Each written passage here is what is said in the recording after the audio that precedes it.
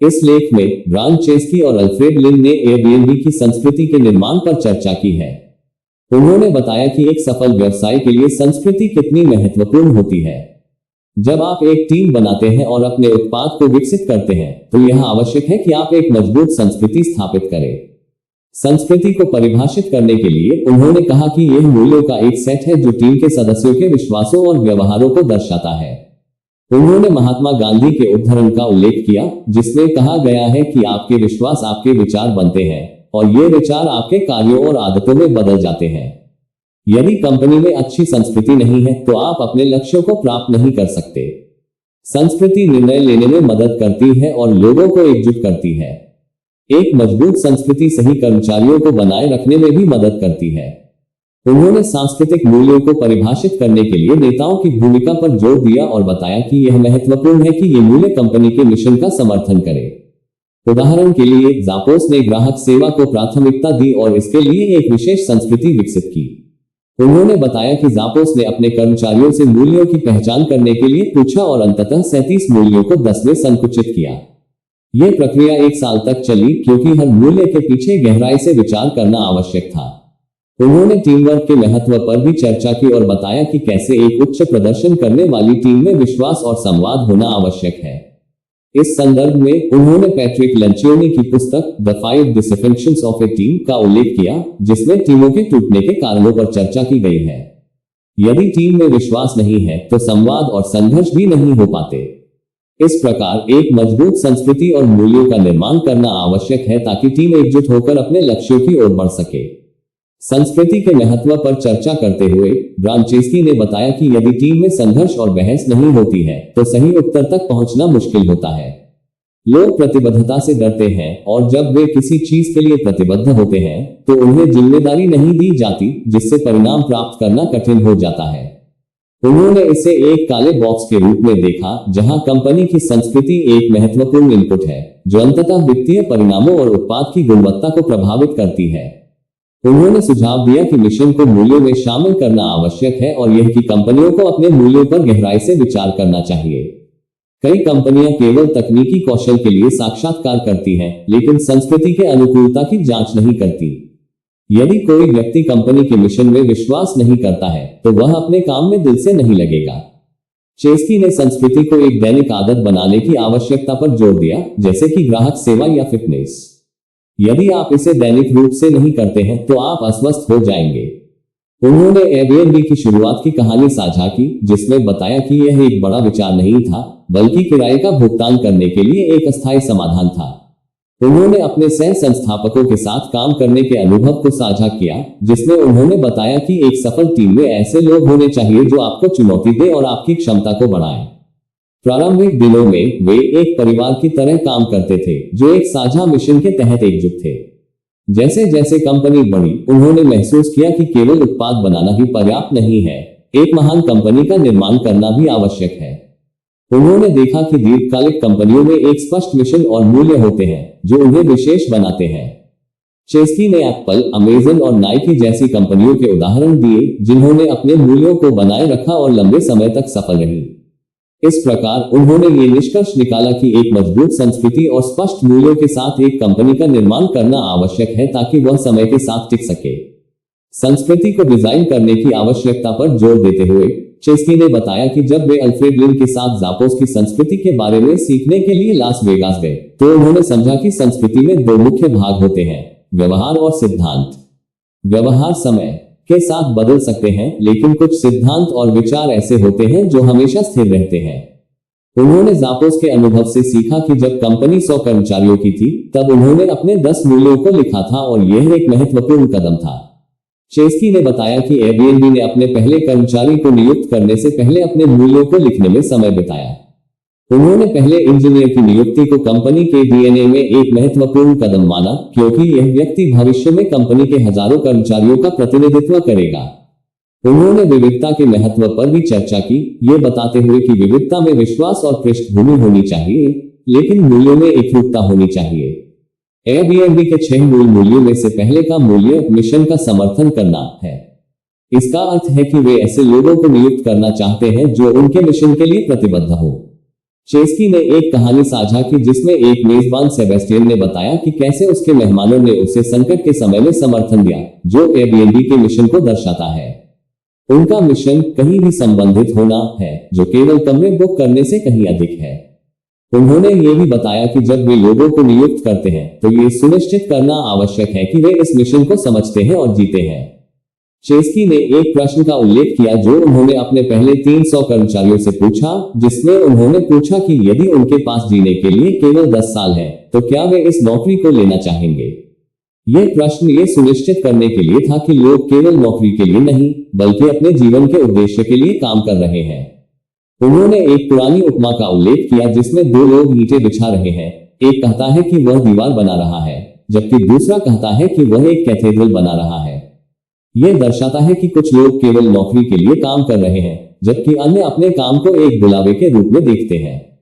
Chesky ने यह स्पष्ट किया कि एयरबीएनबी ऐसे लोगों को नियुक्त करना चाहता है जो केवल नौकरी नहीं बल्कि अपने जीवन के उद्देश्य की खोज में है। दूसरे मूल्य के रूप में उन्होंने रचनात्मकता और मितव्ययिता पर जोर दिया, ये बताते हुए कि कंपनी की स्थापना की कहानियां बाद में कंपनी की संस्कृति का हिस्सा बन जाती है। एयरबीएनबी की शुरुआत में उन्होंने कुछ असामान्य विचारों को अपनाया जो अंततः सफल हुए। चेस्की ने बताया कि जब उन्होंने एयरबीएनबी के विचार के बारे में लोगों को बताया तो कई लोग उन्हें पागल समझते थे। उन्होंने पॉल ग्राहम के साथ एक साक्षात्कार का जिक्र किया जिसमें ग्राहम ने पूछा कि क्या लोग वास्तव में किसी के घर में रहने के लिए तैयार हैं। इस साक्षात्कार के अंत में ग्राहम ने उन्हें स्वीकार नहीं किया, लेकिन उन्होंने एक कहानी साझा की कि कैसे उन्होंने कंपनी को फंड किया। उन्होंने बताया कि उन्हें कई निवेशकों से निराशा मिली जिन्होंने एयरबीएनबी के विचार को पागलपन समझा और निवेश करने से मना कर दिया। इस स्थिति में चेस्की और उनके साथी जो ने अपने क्रेडिट कार्ड का उपयोग करके कंपनी को वित्तपोषित किया। 2008 के पतन में जब वे डेमोक्रेटिक और रिपब्लिकन नेशनल कन्वेंशन के लिए आवास प्रदान कर रहे थे, तब उन्होंने एक अनोखा विचार सोचा। उन्होंने एक विशेष ब्रेकफास्ट सीरियल बनाने का निर्णय लिया जिसमें डेमोक्रेटिक नेशनल कन्वेंशन के लिए ओबामा ओट्स और रिपब्लिकन के लिए कैप्टन मैककेन नामक सीरियल शामिल था। इस अनोखे विचार ने उन्हें $40,000 की बिक्री करने में मदद की, जबकि उनकी वेबसाइट से केवल $5,000 की आय हुई। चेस्की ने बताया कि उनका दूसरा मूल मूल्य सीरियल उद्यमिता है, जिसका अर्थ है कि सीमाएं रचनात्मकता को बढ़ावा देती है। जब कंपनी को $800 मिलियन का फंड मिला तो उन्होंने देखा कि उस समय की कड़ी मेहनत और संसाधनों की कमी का महत्व कम हो गया। उन्होंने बताया कि जब कोई व्यक्ति रचनात्मकता में कमी लाता है तो वे एक सीरियल का उदाहरण देते हैं, जिससे ये स्पष्ट होता है कि उन्हें हमेशा संसाधनों का सही उपयोग करना चाहिए। संस्कृति के महत्व पर चर्चा करते हुए चेस्की ने बताया कि संस्कृति के बारे में बहुत कम बातें की जाती हैं और यह अक्सर मापने में कठिन होती है। उन्होंने कहा कि यदि कोई व्यक्ति जल्दी से कंपनी बनाना चाहता है तो संस्कृति को नजरअंदाज करना सबसे अच्छा होता है, लेकिन दीर्घकालिक दृष्टिकोण से मजबूत संस्कृति महत्वपूर्ण होती है। उन्होंने ये भी बताया कि उन्हें ये सुनिश्चित करना चाहिए कि वे उन लोगों को नियुक्त करें जो उनकी मूल्यों में विश्वास करते हैं। उन्होंने साक्षात्कार प्रक्रिया में विश्वस्तरीय लोगों को नियुक्त करने की आवश्यकता पर जोर दिया। चेस्की ने कहा कि वे कई महान लोगों को अस्वीकार कर चुके हैं क्योंकि वे दीर्घकालिक दृष्टिकोण से सही नहीं लगे। 2011 के मध्य में जब एयरबीएनबी अमेरिका में मुख्य रूप से काम कर रहा था, तब एक इंटरनेट क्लोन ने उन्हें चुनौती दी। इस क्लोन ने तेजी से अपने कर्मचारियों की संख्या बढ़ाई और एयरबीएनबी के लिए खतरा बन गया। चेस्की ने इस स्थिति का सामना करने के लिए अपनी टीम की संस्कृति और मूल्यों को बनाए रखने की आवश्यकता पर जोर दिया। चेस्की ने बताया कि एक समय ऐसा आया जब एक इंटरनेट क्लोन ने एयरबीएनबी को चुनौती दी और वे कंपनी को खरीदने पर विचार कर रहे थे। हालांकि उन्होंने इसे खरीदने का निर्णय नहीं लिया क्योंकि उन्हें उस कंपनी की संस्कृति पसंद नहीं आई। उन्होंने महसूस किया कि वे मिशनरी हैं, जबकि क्लोन के लोग केवल पैसे कमाने के लिए काम कर रहे थे। चेस्की का मानना था कि मिशनरी लंबे समय तक टिकेंगे और उन्होंने ये तय किया कि सबसे अच्छा प्रतिशोध ये होगा कि क्लोन को अपनी कंपनी चलाने दिया जाए। इस निर्णय को लेकर बहुत विवाद हुआ, लेकिन अंततः ये सही साबित हुआ। उन्होंने बताया कि आज एयरबीएनबी की 50% से अधिक आय यूरोप से आती है। चेस्की ने यह भी कहा कि संस्कृति और ब्रांड एक ही सिक्के के दो पहलू हैं। एक मजबूत संस्कृति होने से एक मजबूत ब्रांड का निर्माण होता है। उन्होंने बताया कि सिलिकॉन वैली में संस्कृति और ब्रांड पर ध्यान नहीं दिया जाता है, जबकि ये दोनों एक दूसरे से जुड़े हुए हैं। उन्होंने कहा कि संस्कृति कंपनी के अंदर के सिद्धांत और विश्वास है, जबकि ब्रांड बाहरी दुनिया में कंपनी का वादा है। एक स्पष्ट मिशन होना और उसे कंपनी के भीतर लागू करना सबसे महत्वपूर्ण है। चेस्की ने यह भी बताया कि कर्मचारियों को ब्रांड के प्रचारक के रूप में देखना चाहिए, क्योंकि एक मजबूत संस्कृति वाले कर्मचारी ही ग्राहकों के साथ गहरा संबंध बनाते हैं। उन्होंने एप्पल का उदाहरण दिया, जहां स्टीव जॉब्स ने थिंक डिफरेंट अभियान के माध्यम से कंपनी के मूल्यों को साझा किया। चेस्की ने बताया कि एयरबीएनबी के शुरुआती दिनों में उन्होंने खुद को एक सस्ती होटल विकल्प के रूप में प्रस्तुत किया, लेकिन बाद में उन्होंने अपने टैगलाइन को मानव की तरह यात्रा करें में बदल दिया। उन्होंने कहा कि यात्रा को फिर से एक गांव की तरह बनाना चाहते थे, जहां लोग एक दूसरे से जुड़े हुए महसूस करें। चेस्की ने यह भी बताया कि सीईओ का मुख्य कार्य दृष्टि को स्पष्ट करना है। उन्होंने कहा कि ये दृष्टि बार बार दोहराई जानी चाहिए, चाहे वह कर्मचारियों को भर्ती करते समय हो या निवेशकों से बात करते समय। जब बात एयरबीएनबी के मेजबानों की आई, तो चेस्की ने स्वीकार किया कि शुरुआत में उन्होंने सभी को एयरबीएनबी का उपयोग करने की अनुमति दी, लेकिन यह भी देखा कि कुछ मेजबान केवल पैसे कमाने के लिए जुड़े थे और उनकी संस्कृति में फिट नहीं थे। यह एक महत्वपूर्ण सबक था कि मेजबानों को भी कंपनी के मूल्यों के साथ मेल खाना चाहिए। समय के साथ एयरबीएनबी ने मेजबानों को अपने साझेदार मानना शुरू किया और यह सुनिश्चित किया कि वे भी उन मूल्यों में विश्वास करें जो कंपनी के लिए महत्वपूर्ण है। इसके लिए उन्होंने सुपरहोस्ट प्रोग्राम शुरू किया, जिसमें मेजबानों को एक बैच प्राप्त करने के लिए अपने मूल्यों को प्रदर्शित करना होता है, जिससे उन्हें प्राथमिकता वाली ग्राहक सहायता और वितरण मिलता है। इसके अलावा उन्होंने एक मेजबान सम्मेलन आयोजित किया, जहां सभी मेजबानों को बुलाया गया और मूल्यों को दोहराने पर चर्चा की गई। चेस्की ने बताया कि वे इस प्रक्रिया में थोड़े देर से आए, लेकिन अब वे हर कदम पर मूल्यों को मजबूत करने का प्रयास कर रहे हैं। उन्होंने खुली संस्कृति के महत्व पर भी जोर दिया, जिसमें सभी चीजों पर बातचीत की जाती है, सिवाय कर्मचारियों या ग्राहकों की गोपनीयता से संबंधित मामलों के। एयरबीएनबी ने यह सुनिश्चित किया कि उनकी तकनीकी पहचान मजबूत हो, लेकिन साथ ही उन्होंने ये भी महसूस किया कि उन्हें तकनीक के माध्यम से समुदाय को वापस देना चाहिए। उन्होंने बताया कि एक मजबूत अनुभव प्रदान करना सबसे महत्वपूर्ण है और इसके लिए उन्होंने कुछ तकनीकी पहलुओं को साझा करने का निर्णय लिया। चेस्की ने यह भी साझा किया कि जब वे अपने शुरुआती दिनों में थे तो साइट पर बहुत कम विजिटर थे। उन्होंने बताया कि पॉल ग्राहम से मिली सलाह ने उन्हें यह सिखाया कि 100 लोगों का प्यार पाना 1 मिलियन लोगों की सामान्य पसंद से बेहतर है। उन्होंने अपने उपयोगकर्ताओं के साथ व्यक्तिगत रूप से जुड़ने का महत्व बताया, जैसे कि न्यूयॉर्क सिटी में दरवाजे दरवाजे जाकर अपने उपयोगकर्ताओं से मिलना। उन्होंने उदाहरण दिया कि कैसे उन्होंने एक मेजबान के घर की तस्वीरें लेने का निर्णय लिया, क्योंकि उसकी तस्वीरें खराब थीं। इस अनुभव से प्रेरित होकर उन्होंने एक सेवा शुरू की, जहां पेशेवर फोटोग्राफर मेजबानों के घरों की तस्वीरें लेने आते थे।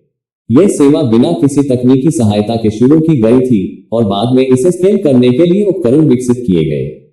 चेस्की ने यह भी बताया कि कई लोग एयरबीएनबी को एक तकनीकी कंपनी नहीं, बल्कि एक मार्केटिंग कंपनी मानते हैं। उन्होंने इस पर चर्चा करते हुए कहा कि तकनीक और मार्केटिंग दोनों महत्वपूर्ण हैं, लेकिन सही अनुभव प्रदान करना सबसे पहले आना चाहिए।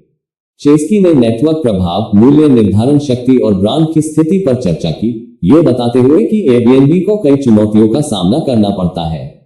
उन्होंने डग लियोन का उदाहरण दिया, जिन्होंने कहा कि एयरबीएनबी का काम सबसे कठिन है क्योंकि यह एक तकनीकी कंपनी होने के साथ साथ एक अंतर्राष्ट्रीय कंपनी भी है, जो 190 देशों में फैली हुई है।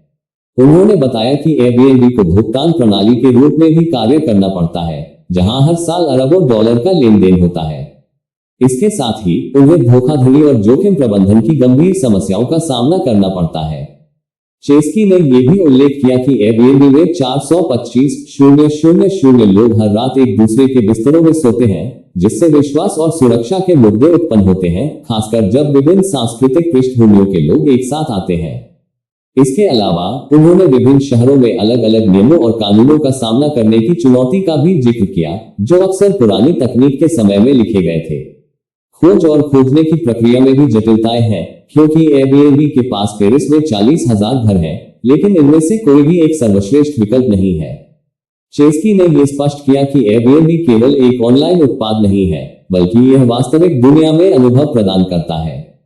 इसलिए उन्हें तकनीकी, डिजाइन और ब्रांडिंग में विश्व स्तरीय होना आवश्यक है। उन्होंने कहा कि उन्हें लोगों को यह विश्वास दिलाना होगा कि एयरबीएनबी का उपयोग करना सुरक्षित है और यह उनके समुदाय के लिए फायदेमंद है।